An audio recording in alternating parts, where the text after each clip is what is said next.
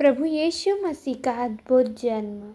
सच तो यह भी है कि देहात की अविवाहित कुंवारी मरियम के पास देवदूत ने आकर कहा था कि तुम एक बालक को जन्म दोगी जो परम आत्मा की ओर से उत्पन्न होगा।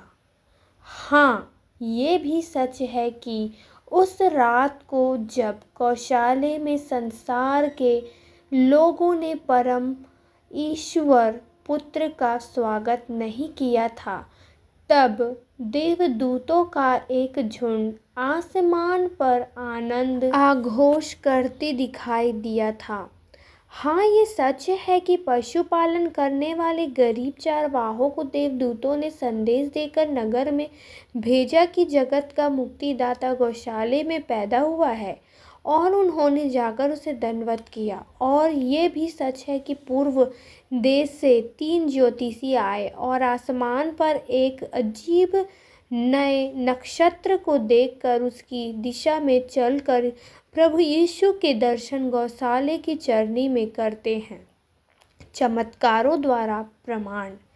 अद्भुत चमत्कारों के द्वारा सच है कि प्रभु यीशु अपने ईश्वरत्व को इस संसार पर प्रकट करते हैं। अपने 33 वर्ष के जीवन में वे बड़े चमत्कार करते हैं। गांव-गांव घूमकर वे परमेश्वर के प्रेम समाचार को सुनाते हैं, पाप की परिभाषा बताते हैं, कहते हैं कि पाप कर्म में ही नहीं पर हमारे हृदय में, मन में, विचारों में और उद्देश्यों में होता है।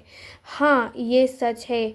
उन्होंने बीमारों को स्वस्थ किया, अंधों को दृष्टि दान दिया, कोढ़ियों को शुद्ध किया और यहाँ तक कि मरे हुओं को भी जन समूह के सामने जीवित किया। भूत प्रेतों को आदेश देकर पीड़ितों को आज़ाद किया, प्रकृति पर अधिकार रखा, आंधी तूफान को थमाया, पानी पर वे चले और अपने सृष्टिकर्ता होने के प्रमाण दिए। प्रभु यीशु के आने का उद्देश्य। प्रभु यीशु ने अपने संसार में आने का उद्देश्य बताया। बोले, मैं इसलिए आया हूँ कि कंगालों को खुशखबरी सुनाऊँ, बंधुओं को छुटकारा लाऊँ, अंधों को दृष्टि दान दूँ और कुचले हुओं को छुड़ाऊँ, और सर्वोपरि यह कि सारे संसार में परमेश्वर के पाप मोचन और मुक्ति का शुभ संदेश लाऊँ।